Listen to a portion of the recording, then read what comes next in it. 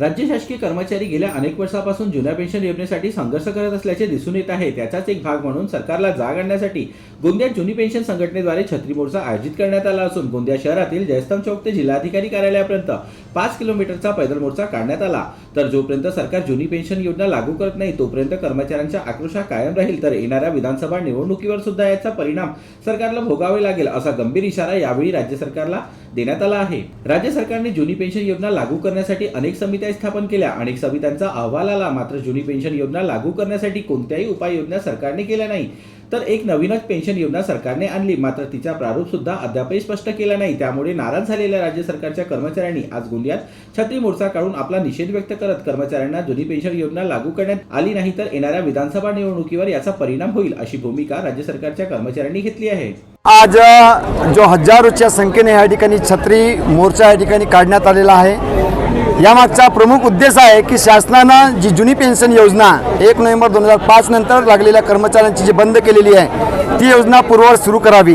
आज सातत्यानं शेकडो मोर्चे संपूर्ण महाराष्ट्रामध्ये निघत आहेत, परंतु शासन दरबारी ही आवाज हा एक संपूर्ण सामाजिक चळवळ बनलेली आहे। शासनानं समजा कर्मचाऱ्यांची आवाज जर ऐकली नाही आणि तत्काळ समजा या निवडणुकीच्या अगोदर ही जर कोण जुनी पेन्शन योजना लागू केली नाही तर शासनाला या कर्मचाऱ्यांचा जो आक्रोश आहे तो आक्रोश येणाऱ्या निवडणुकीमध्ये त्याला सामोरे जावं लागणार आहे।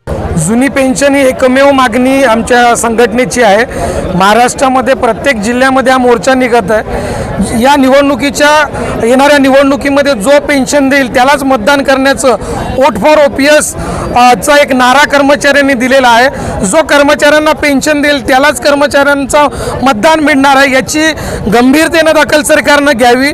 कर्मचाऱ्यांना जुनी पेन्शन हा म्हातारपणाचा आधार आहे, जुनी पेन्शन योजना लागू करावी आणि संपूर्ण कर्मचारी आपल्या सरकारच्या सोबत आहेत असं मी तुमच्या माध्यमातून सरकारला सांगू इच्छितो। राज्य शासनाच्या कर्मचाऱ्यांनी जुनी पेन्शन योजना संदर्भात आज गोंदिया शहरातील जयस्तंभ चौकच्या प्रशासकीय इमारतीपासून जिल्हाधिकारी कार्यालयापर्यंत 5 किलोमीटरचा छत्री मोर्चा काढला।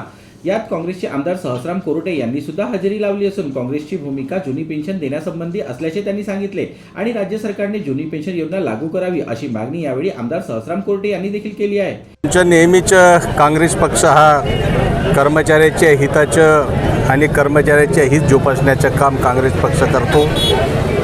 छत्तीसगड असो, राजस्थान असो, ज्या ठिकाणामध्ये काँग्रेसची सरकार होती त्या ठिकाणामध्ये कर्मचाऱ्यांना जुनी पेन्शन लागू करण्याचे काम आमच्या काँग्रेस पक्षाने केले। नक्कीचपणे महाराष्ट्रामध्ये सुद्धा हे जुनी पेन्शन सुरू केलीच पाहिजे, कर्मचाऱ्यांना जुनी पेन्शन दिलीच पाहिजे। आम्ही अनेक वेळा सभागृहाच्या बाहेर कर्मचाऱ्यांना जुनी पेन्शन लागू झाली ह्यासाठी आम्ही लढत राहिलो। आम्ही अनेक वेळेस कर्मचाऱ्यांचे मुद्दे उचलण्याचा आम्ही प्रयत्न केला, पण ही सरकार कोणाचंही ऐकत नाही। ह्या सरकारला कर्मचाऱ्यांशी काही घेणं देणं नाही, त्यांच्या जुन्या पेन्शनशी काही घेणं देणं नाही आणि म्हणून आम्हाला तरी वाटतो की ही सरकार आता तरी जागं झालं पाहिजे आणि कर्मचाऱ्यांना जुनी पेन्शन लवकरात लवकर लागू केलं पाहिजे। त्यामुळे सरकार या आंदोलनाची काय दखल घेते हे आता पाहण्यासारखं असेल। जीबी न्यूजचे प्रत्येक अपडेट मिळवून घेण्यासाठी तुम्ही आमच्या चॅनलला लाईक करा, सबस्क्राईब करा आणि शेअर करा, तसेच बेल आयकॉनला सुद्धा प्रेस करा। आपला जिल्हा, आपली बातमी, जीबी न्यूज गोंदिया।